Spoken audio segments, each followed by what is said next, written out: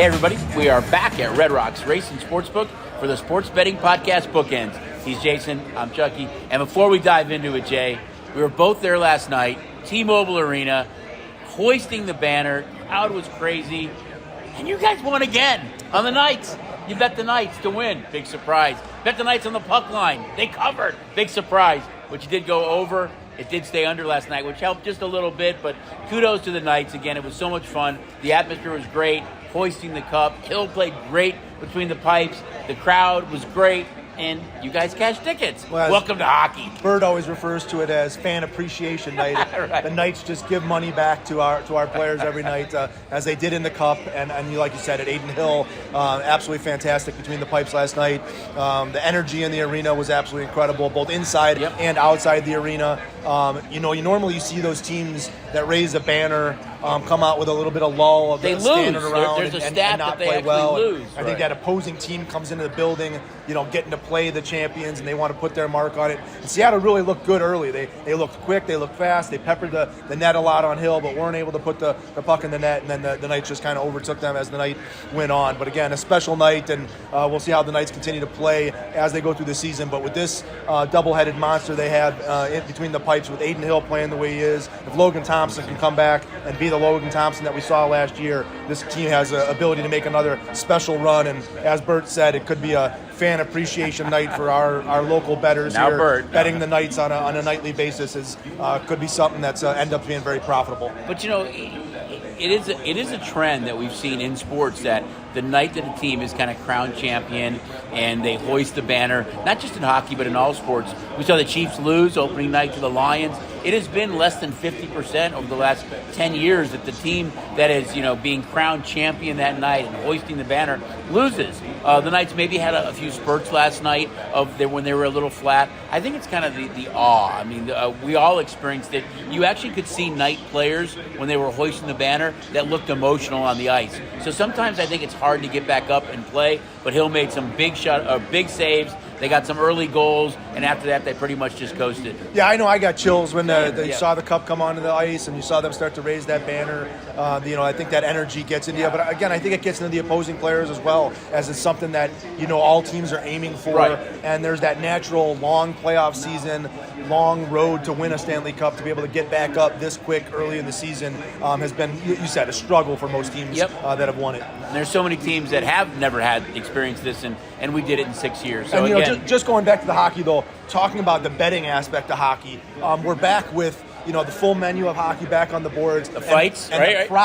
The props are back up. Right. The ability to bet guys to score goals, shots on goals. Will there be a fight?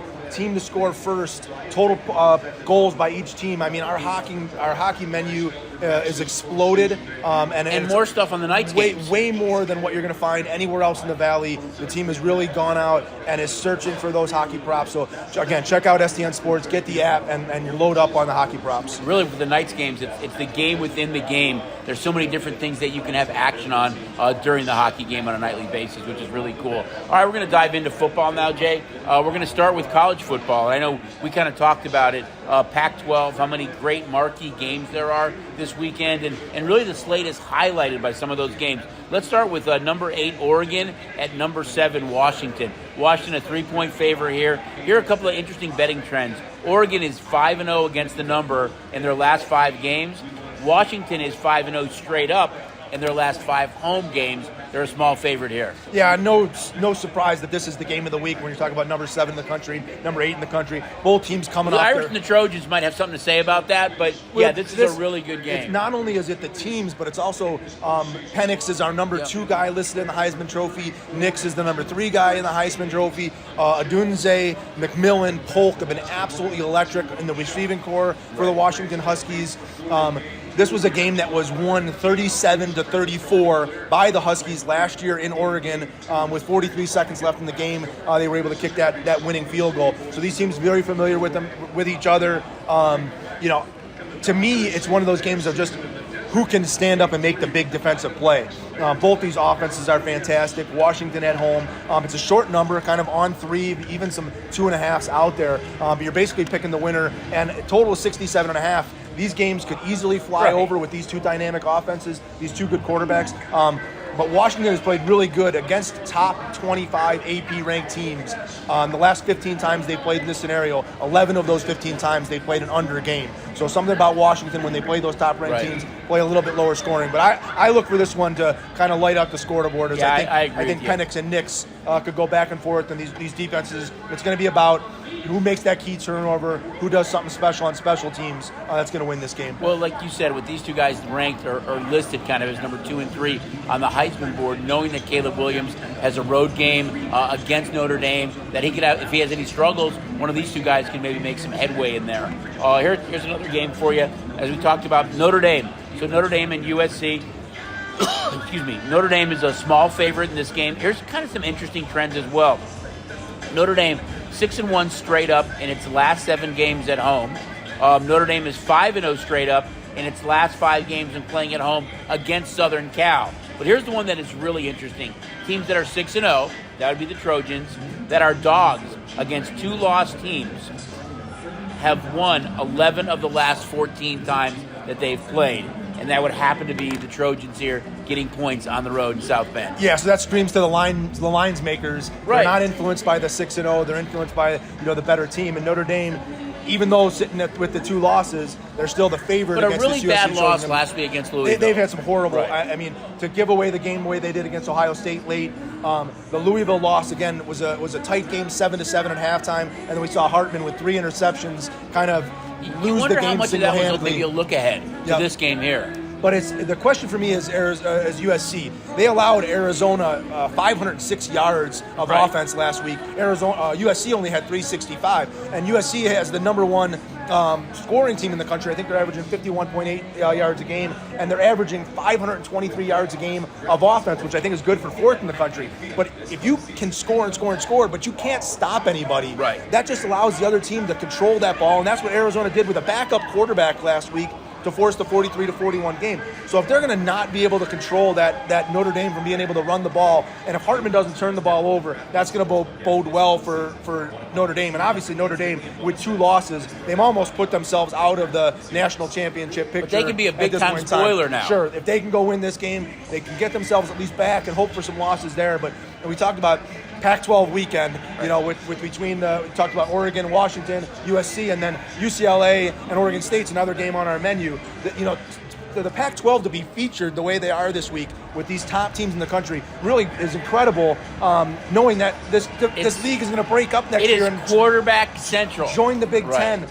So the Pac-12 is enjoying its last season and talking about these teams. But there's some good teams, and this is going to come down to Caleb Williams. He's got 22 touchdown passes, 1 interception. He's rushed for another 6 scores. Can Notre Dame find a way to slow him down? This is a serious road test for him. I think you hit when you talked about the struggle against Arizona. They struggled against an ASU team that's a lot of gimmicky plays on offense. Now they're playing a good defensive team and Sam Hartman. This is kind of that game for him that either he could win it or maybe lose it this week. Well, nothing Caleb Williams has done has been poor.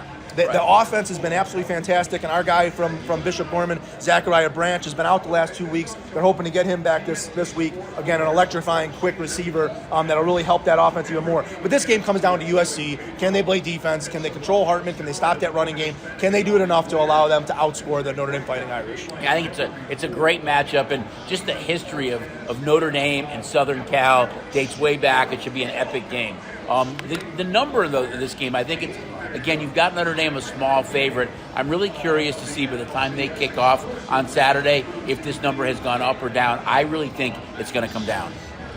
I'm not sure. I'm not sure. I mean, it's tough to say they're going to force it to 3 because every time it would get to a 3, I think there's too much value the there money with the comes Trojans back at on 3. taking the 3. Yeah. So I think it hovers in that 2 to 2.5 range all week long. Interesting on the total. Maybe the total skyrockets up again as we've seen the struggles on that USC defensive side of the football. All right, so the next game, Miami of Florida, North Carolina. I think the best stat on this game is, will somebody take a knee? Maybe late in the game. I was going to say, do you want to practice taking a knee? But, as much as we complain or people complain about watching Patrick Mahomes slide down to end a game. It's a little bit of a head scratcher in today's day. In today's game with analytics, and you would think there'd be so many guys on that sideline and in the booth that are screaming, just take a knee, especially with Georgia Tech having no timeouts left. It brought back memories of a Joe Pisarcik fumble, and a Herm Edwards picking up the ball and running 70 yards for a touchdown. And I think that play is what triggered taking a knee. Well, and not only that, not only does Miami lose the game outright to Georgia Tech, but Miami was a 21-point favorite in that game. So they did not play well. Perhaps it was a look-ahead situation, getting geared up for this big game against North Carolina. But they had it won. North Carolina and Drake May they've been very, very good, very good on the offensive side of the football. You also have the ability to play good defense, excellent running, stopping the run, stopping the pass. So North Carolina has kind of everything going for them. They're the higher-ranked team. This would be a big kind of upset loss for them to lose Miami, especially after Miami gets beat by Georgia Tech. We talked about Penix, we talked about Nix, we've talked about Caleb Williams. It's kind of a big game for Drake May, too, because he's in that discussion that although the other two guys are ranked higher now, not including Williams to win the Heisman, May's that guy that's kind of number 2 on all NFL draft big boards right now to be the second quarterback, taken off the board. Yeah, he's got that prototypical 6'4". quarterback. Although if we looked at the guys that have had the recent history coming out of the ACC conference, whether it's Danny Dimes or Trubisky, they're these guys that play 1 year, play a year and a half, they haven't had a ton of success. So hopefully Drake May can, once he gets to the NFL, can overcome that. But again, you talked about it's a big week for him this week playing against Miami. So a couple of interesting betting trends here too. Miami's getting the points in this game, a little over a field goal. Miami's 4-1 in their last 5 road games. North Carolina is 5-1 against the number their last 6 home games. So something has to give a little bit in this game here. Now let's look at, as you talked about, UCLA and Oregon State here. Some really interesting betting trends here too. But go ahead and dive into what you think of this game. Yeah, UCLA, struggled at Utah in a 14-7 loss 2 weeks ago. Then comes back and beats Washington State this past week in one of the most heavily bet games on the college football board.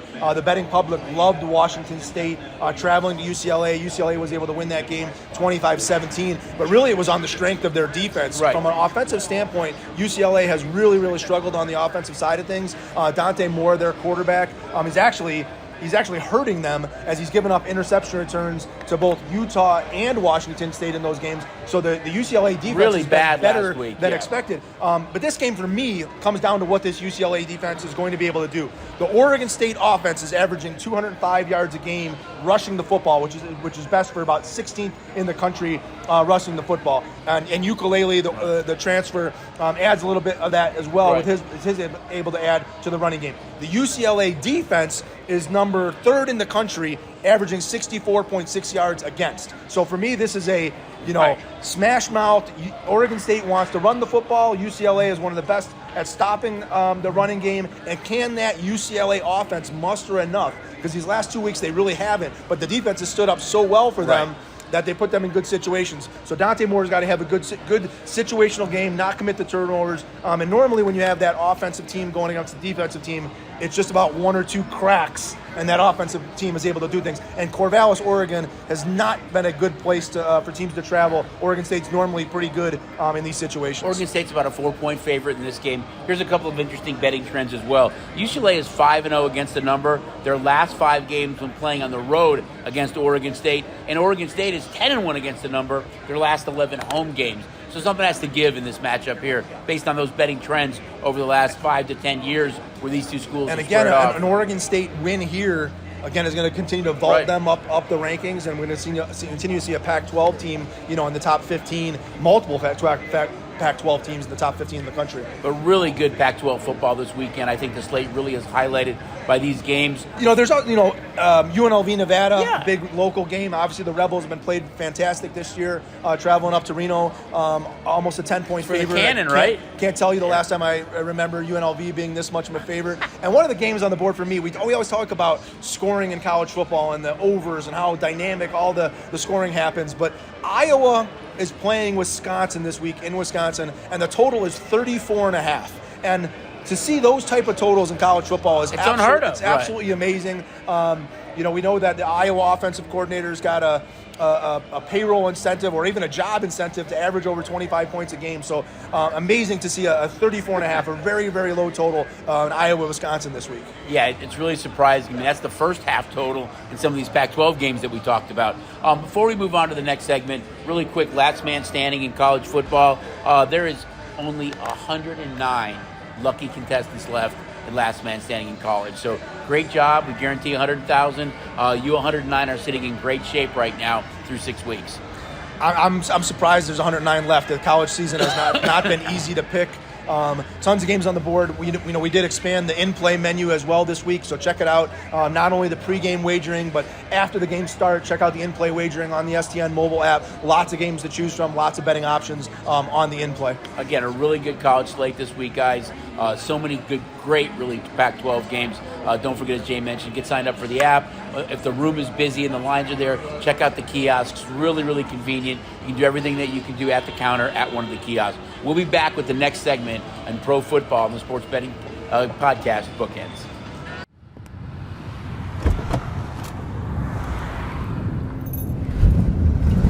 Put it in a headline. Reno Casino and Resort. Have a dreamer.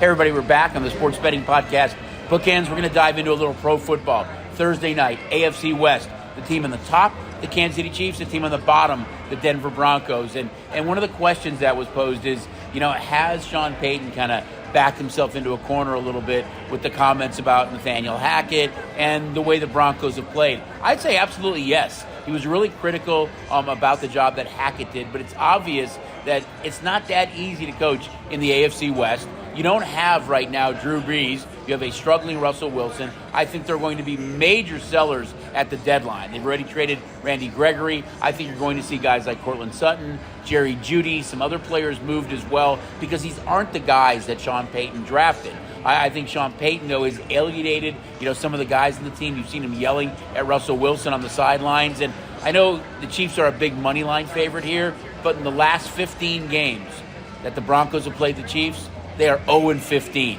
So if you're looking for a sure thing on the money line, it's probably lay the lumber on the Chiefs, but they're a big favorite on Thursday Night Football against a Denver team now that looks to be one of the worst teams in the league. Yeah, and Sean Payton obviously is an offensive guru and a quarterback genius and always been able to put up points. Well, isn't it easy to be that when you have Drew Brees? Yeah, and was able to put up the points with the Saints. But the problem with Denver isn't necessarily on the offensive side of the football. The problem with Denver is on the defensive side of the football. This team is allowing 450 yards a game, dead last in the NFL, and the second to last team is the Chargers, allowing 404. So we're talking about a 50-yard difference in how many yards you're allowing. They're also allowing 36.2 points a game, and the Washington Commanders are allowing 32 points a game. So again, it's a 4-point difference on how many points they're allowing. So they allowed the New York Jets, who were averaging 15 points a game, to score 31 on them last week. So they have a defensive problem. And the week before, they gave up 28 to the Bears. And now you're going to Kansas City. Now, maybe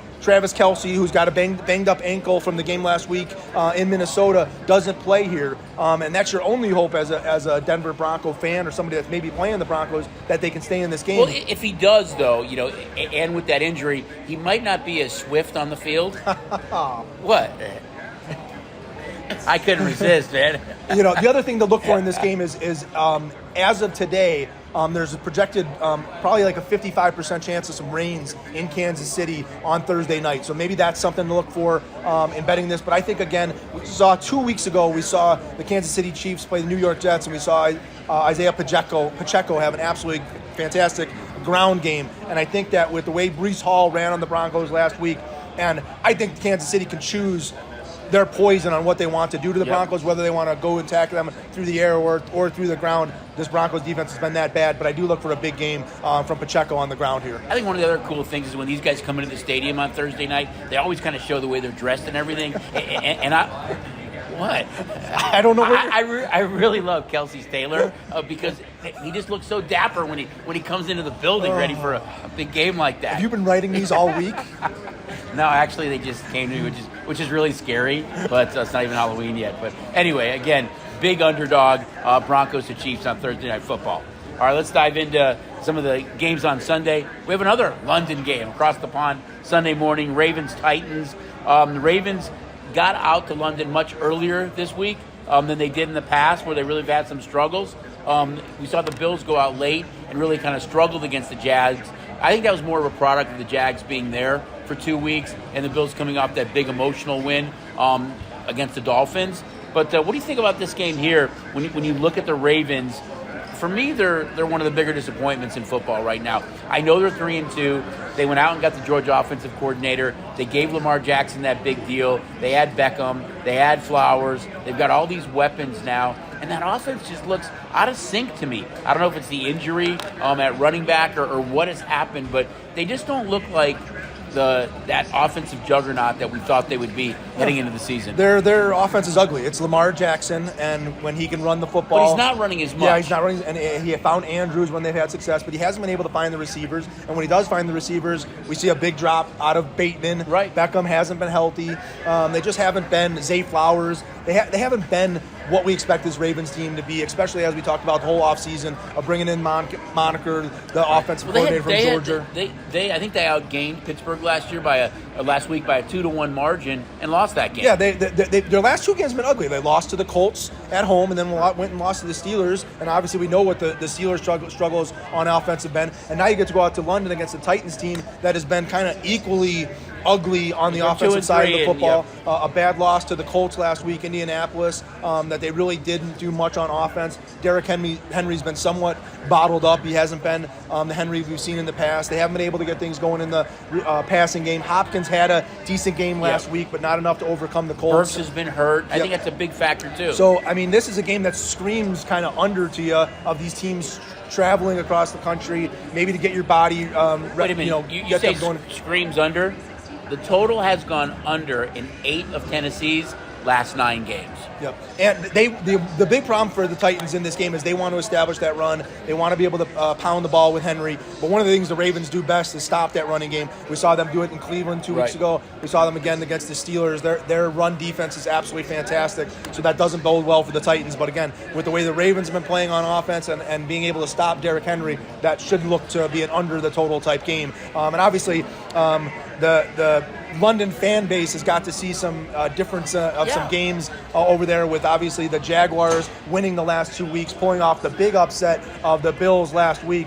So we'll see what kind of game they can see this week. But obviously this is a little bit of maybe an uglier type football game going than what the Jaguars and Bills was last week. This is kind of the ultimate road game for the Ravens with the travel to London, but they're 4-1 against the number in their last 5 games on the road. So if that says anything, they seem to be playing really better on the road than they are at home right now.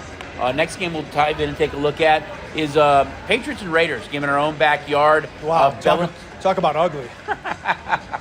Belichick against McDaniel. Both are really struggling. Is Mac Jones the answer? I mean, you look at New England, 2 of the worst losses in Belichick's history in back-to-back weeks. That offense is ugly. They haven't gone out and gotten that big-time wide receiver to help Mac Jones. Ramondre Stevenson has really struggled. They've had some big-name guys injured on defense. And I know we talked about Sean Payton being this offensive, guru, but when you've got a guy like Drew Brees, it really helps you. When Peyton Manning's the quarterback, it didn't matter who the coach was. It helped him.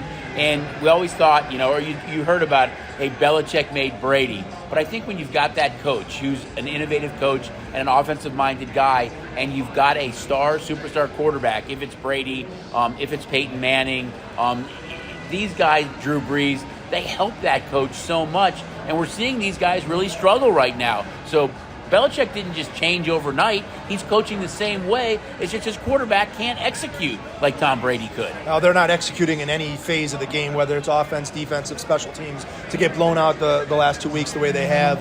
You just wonder if the team is starting to quit on their season and what they're doing. You would hope not. You don't expect that in the NFL. And I always look at it as, teams are never as good as we think they are. We watched, the Miami Dolphins go and score 70 points against the Broncos. They come back and lose the next week to the Bills. We see that Bills team beat that Dolphins team, and then they come back and lose to the Jaguars. So when you see those big wins, maybe it's the Niners this week with the big win over the Cowboys, now having to travel to Cleveland. We see those big wins. Say that again? It's the Niners again traveling to Cleveland? Well, we see the big wins. You see the team that comes out with the biggest win of the week looks better than anybody else. They look like just the absolute best team in the NFL, and they have a tough time that next week. On the bottom side of things, we've seen the Cardinals get blown out and be able to come back and win games. We've seen the Bears look absolutely atrocious and come out and win on the road at Washington. So there's something to be said about no one's as good as you think they are, and no one is as bad as you think they are. And it's really difficult to say that because when you look at the Giants and you look at the Patriots, I mean, you look at the Panthers, right. You're really searching for where are these teams going to find a win? Where are they going to get a win? How are they going to win a football game with these players and these styles? And maybe the Raiders, who can be good and can also be really, really bad, have that perfect format for the Patriots, who we saw beat the Jets in New York, just 2 weeks ago. Maybe this is what the Patriots need, is to get a team that they can maybe run the football on a little bit, maybe commit some bad penalties, as the Raiders kind of always find themselves a way to do. But again, just an ugly game here. But again, from a Raiders standpoint, off the win last week over the Packers, a win here, and they're back in this thing in the AFC. Well, I think you talk about McDaniel, who coached against Belichick, so they've got so much history there. For the longest time, I think everyone kind of thought the heir apparent to Belichick was going to be Josh McDaniel. Garoppolo's played for the Patriots as well. There's some familiarity there. Here's kind of the betting trends for this weekend here. New England is 6-1 straight up in its last 7 games when playing Vegas, and they're getting a field goal. Vegas is 4-2 against the number in their last 6 home games. So they played a little bit better at home than they do on the road. Yeah, and like I said, this is either going to be a motivated New England Patriot team to say, hey, we're not quitting, we're here to fight throughout the rest of the season, or they're just going to continue to lay down and get run over by teams. But the Saints absolutely destroyed them last week. So I mean, they've hit rock bottom, I think, from a Patriot standpoint. And we see if they can climb out of this hole that they built for themselves. So here's another NFC game. It's Detroit Lions at Tampa. I think you can make a case that Tampa is one of the bigger surprises in the league right now. Detroit, the way they finished last year and kind of all the hype, we thought they'd be good, but I think they're really good. The question is Detroit somebody you can kind of talk about with Philly and with San Francisco? I say no. I think they're really good. They're young. They're trending in the right direction. But when you look at Philadelphia and San Francisco, they're both undefeated. They click on all cylinders. They're well coached. They're well balanced. For me, it's those two teams, and then there's a drop off, and Detroit would be in that mix. Yeah, I was going to give you a hell no if that was. I like that better too. That was allowed. Yep. They played well. They've beaten up on some bad teams. Mont St. Brown. What you're supposed to. You're supposed to beat who's in front of you. Right. But I think that when you talk about the class of the NFC, the Niners and Eagles, and I still think, despite the Cowboys, pooping the bed last week at San Francisco, those 3 teams are up here, and then there's a layer. I actually put the Cowboys below that. Yeah, they're below, but they're not down there with the Lions. No, right. They're still a field goal better than the Lions. I mean, if you were to talk about the Lions playing on a neutral field against the Niners, they're probably a 6-point underdog. To the Eagles, they're probably a 4-point underdog on a neutral field. So, if they were to play on the road, they're over a touchdown dog. I'm not to those sure, teams. though, that they're that big of a dog on a neutral field to the Cowboys. I think the game's actually closer to pick 'em in that game, especially the way the two teams are trending right now. The Lions have a lot to prove. This will go a long way in proving that. A road favorite at Tampa. Again, a team that can stop the run. Montgomery's been absolutely fantastic. We haven't really seen a whole lot of the rookie Gibbs the way we expected to. Sam Laporta, the tight end's been fantastic. But they've been really, really creative on offense. St. Brown should be back this week St. Brown as well. back this week. Reynolds back this week. And we'll see what Tampa does. Again, Tampa's coming off the bye week. We'll see if that can give Baker Mayfield that offense. But Jameson Williams, too. They factored him in. I think he was on the field for about 40% of the snaps. He looks to be more involved offensively as well. And this has been an interesting betting game as, taking the 3.5. Lot more threes available now without that hook. So there has been some early money on the Buccaneers in this game. Here's kind of the betting trends for this game as well. Detroit is 5-0 against the number. Their last 5 games been playing on the road at Tampa. And Detroit is 13-2 against the spread in their last 15 games. I think we saw it last year, second half of the season, how dominant they were, how good they've played this year. So from a point spread perspective, they've really been darlings for you guys so far. Tampa defense has been good against the run, and I think one of the neutralizing factors in this game is, again, getting that Lions team off the turf and putting them on the natural grass, which I think slows down their receivers just a little bit. All right, now we're going to look at the Sunday night game, Giants and Bills.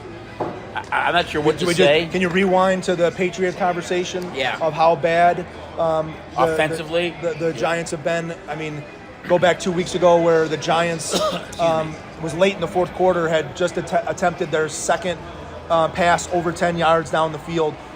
They played a little bit better in Miami last week. We finally saw the Darren Waller that we saw glimpses of, or we saw with the Raiders. We saw glimpses of him last week with the Giants. I think he had 8 receptions for like almost 90 yards, so a little bit better. But this Giant offense has just been absolutely anemic, and part of that is the absence of Saquon Barkley, who we may or may not see this week.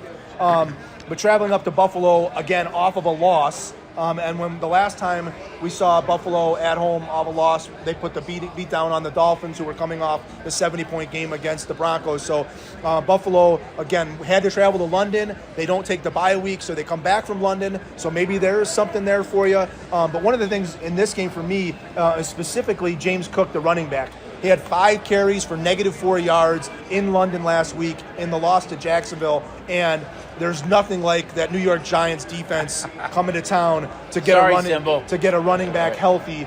We saw the Niners run through them. We saw Devon Achane. We saw Mostert. Every running back that has gone up against the Giants has had uber success. So look for James Cook to have some good success. Giants, the Bills might not have to throw the ball all that much. And again, they're somewhat of a 3-headed monster there in Buffalo with the running back committee. So I expect Cook to get a lot of the work. We'll see if he scores the touchdowns. But again, I think a big rushing game from the Giants this week. We're heading into week 6, Jay, and this is the 3rd time the Giants have been on prime time, and their first 2 have not been good. They got blasted to start the season and against the Cowboys, and got dominated against the 49ers, and they play against the Bills. So really the schedule makers haven't been very friendly to them based on the 3 teams they played on prime time. Another thing with this game, obviously heading up to Buffalo, and we're sitting here in beautiful 85-degree Las Vegas weather, so we forget about it sometimes. But in Buffalo, Sunday night, it's expected to be about 45 degrees with like a 40% chance of rain. So we could see some of our first real nastier weather as we sit here in mid-October. Here's just a couple of quick betting trends for you, too. Giants are 5-0 against the number their last 5 trips to Buffalo. So they've played well there against the number. And the total has gone under in 4 of Buffalo's last 5 games when they played at home against the Giants. So that would say kind of a closer, low-scoring game. They're double-digit favorites, 2 touchdowns here. So maybe the Giants, I know we're going to be Giant fans that night, can stay within a number. I mean, we're going to be Patriots, Giants, and Panther fans, I think, for the rest of the year until these teams can get up off the cart and find a way to stay in a football game. And I would have said and included the Chicago Bears in that moniker of teams that were the betting public was picking on. Right. And then the Bears' big game. They had the decent game against the Broncos that they blew late.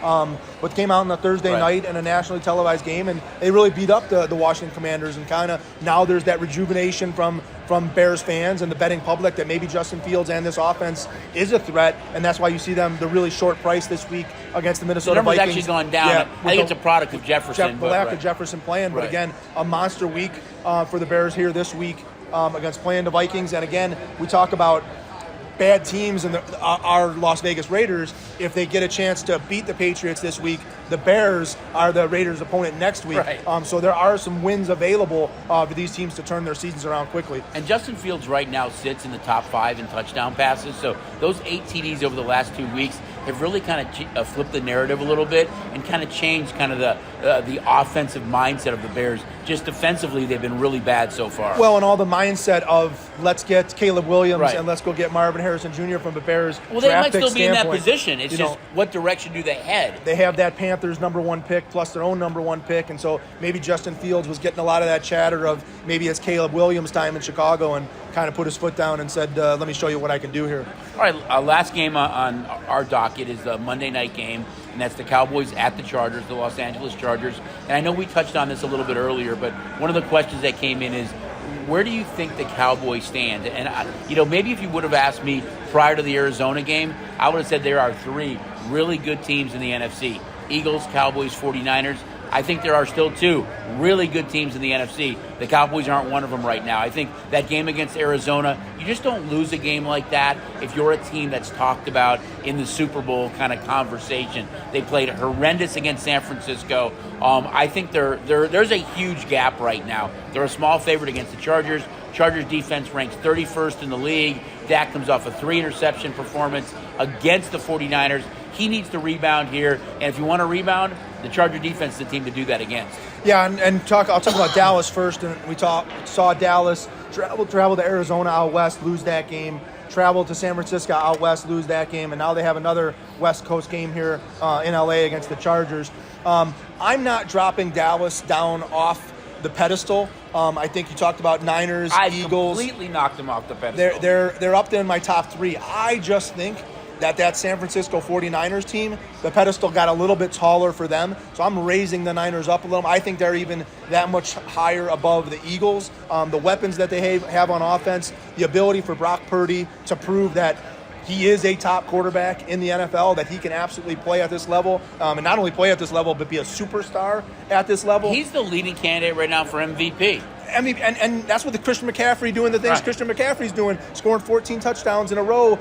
This Niner offense is absolutely clicking. If they don't have injuries and Kittle stays healthy and Deebo Samuel and Ayuk, no one is going to want to play them. They're going to be scary from a playoff perspective. And if they can added Gregory on defense. And if they can get a home field advantage, it makes it even more of a scary situation if you're trying to bet against the Niners. But again, I caution you this week, traveling to Cleveland. The Cleveland Browns looked as bad as they could have looked last week with Dorian Thompson-Robinson. They had to buy 2 weeks ago. They had to buy last week. But a team never looks as good as they are. So the Niners, I would say, looked better than any team in the NFL last week in their win over the Cowboys. And now you're seeing that big number at 7 going to Cleveland against what is a really, really good defense there in Cleveland. But the Chargers are another team that's off the bye week. Right. This is a key game for them to win to stay in this West.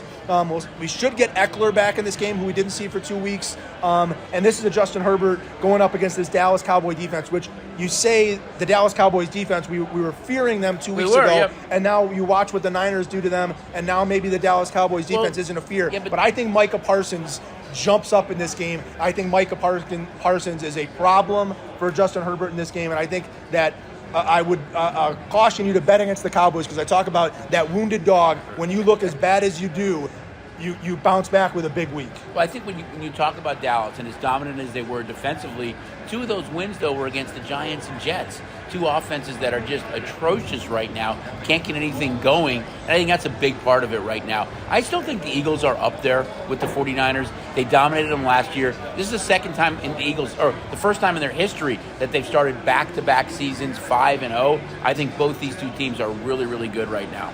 So now we finished, let me just touch on last man standing for the pros. In the pros, 336 contestants are left in last man standing of the 150,000 guaranteed. So terrific job, too. We've seen huge drops after every week, and I think we're trending way ahead of where we were last year at this point with how many contestants are left going into week 6. Okay, it's amazing. I think I would have been knocked out in week 2 of Last Man Standing a pro, and I would have been knocked out in week 3 of Last Man Standing a college. So again, congratulations to you that are still alive, and keep on picking those winners. All right, before I let you guys go, it's backed by popular demand. Fantasy football fantasy requests. Focus. You guys have been asking about it, so we're going to dive right into it. All right, for me, quarterback, sleeper quarterback. We know there's buys going on right now. What do you do when there's got quarterbacks that are injured? I love me some Matt Stafford. I think getting Cooper Kupp back, having Nakua, having Tutu Atwell, he ranks right now 17th in touchdown passes, Matt Stafford, but he's 4th in yards. Okay, he only has 5 touchdown passes. The 3 guys ahead of him all have double-digit touchdowns. You get Kupp back, I think this offense gets rolling. You still have Higbee at tight end. I think Matt Stafford, if you don't have him, he's on the waiver wire. You can play him this week against Arizona. Go out and get Matt Stafford. The second half of the season, I think he finishes in a top 10, not 17th. You and I don't talk before we come on here and prep ourselves. We just kind of jump on and roll on the fly. And my recommendation is Matt Stafford. That's too funny. Because, again, we did not talk about this today. Looking for those guys that are out there that might be available on your waiver wire that you can go pick up. You talked about Burrow and Chase, and the Bengals had been struggling on offense. They go into Arizona, and Chase puts up the 3 touchdowns and looks like everything is fine in Cincinnati. And I think that, again, you talked about the combination of Kupp and Puka Nakua. This Tutu Atwell, who can take the top off. And he likes throwing the ball out of the backfield to Kyrie Williams and Higbee out of the tight end. I think Stafford could have a big week this week. Yeah, I think he's the guy to go out and get. All right, running back. Hope these aren't the same. But you talked about the Bengals a little bit, so I'm going with Joe Mixon. I think you look at Joe Mixon, he's had the second most carries inside the 5-yard line, yet he only has 1 touchdown to show for it. I think as Cincinnati's passing game starts to get worked out, I think you're going to see a lot more productivity from Joe Mixon, a lot more touchdowns moving forward. If you can get Joe Mixon in a trade, I know he's not there on the waiver wire, I'd go out and get Joe Mixon. Or if you have him on your team, don't be shy to play him this week. Go out and play Joe Mixon. I'm going to give you the two that I've already kind of given you if you watched the whole show. But Pacheco for the Chiefs Thursday night against the Broncos. They're a 10-point favorite. They get a big lead. We should see a lot of Isaiah Pacheco running the football. And the same thing in the closing game on Sunday night. James Cook, the Bills at home against the Giants, a 15-point favorite. They get the lead. We're going to see a lot of Cook running the football. I think both of those guys have 100-yard-plus games, and they both score a touchdown for you. For wide receivers, for me, it's the Cowboys wide receivers. If you have CeeDee Lamb, if Brandon Cooks is on the waiver wire, or you can pick him up easy. If Michael Gallup's out there, which he's on a lot of waiver wires. We've talked about the Chargers defense. Ranked 31st against the pass. Dak Prescott comes off the 3 interception performance on prime time. I think he looks to get these guys the ball. I like the Cowboys receivers against the Chargers. Yeah, and I'm gonna give you what should be a no-brainer that you should automatically go, let me get this guy in my lineup.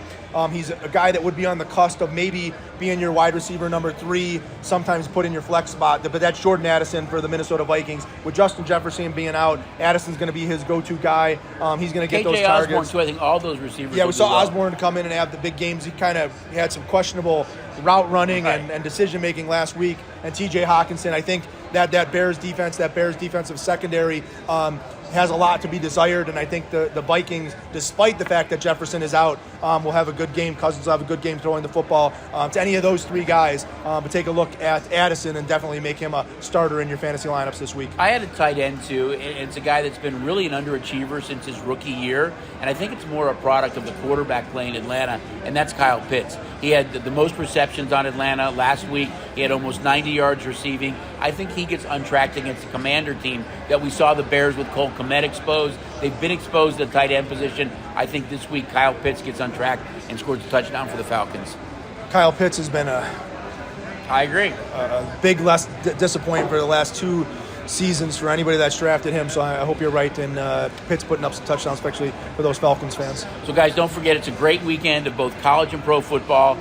Pro again on Sunday. We've got that early kickoff. We love when you guys come out and enjoy everything we have to offer, but it's a great time to have the app. It was puck drop last night, so it's nighttime for the Golden Knights. We're only a few weeks away from pro basketball starting. There's a lot of great stuff going on. Daytime playoff, baseball underway. Going on. So a lot of cool stuff. Get signed up for SDN Sports. Still got the bonus. All these major sports going on. I think we're in a stretch now of 45 straight days where there's a football game every day. We've got a WNBA championship with the Aces. That's right. The props are up there as well. So again, you talk about the month of October, and as we leak into November, there's no better time in sports. There's no better time to have the app. There's so much wagering going on. We've got the Shriners Golf Classic tournament here in town. We just posted odds on the slap fighting for October 25th. So literally the menu is just about as big as it can ever get. We're not that far away from the Vegas Formula One race. We'll be putting a lot of props up for that too. So as Jason mentioned, really check the app. There's always a lot of kind of cool, unique, and different props available to make it fun for you guys as well. Good luck this week. I'm sure we'll see you guys out at Red Rock and all of our racing sports books. For Jason, I'm Chucky. We'll see you guys in the Sports Betting Podcast bookends next week.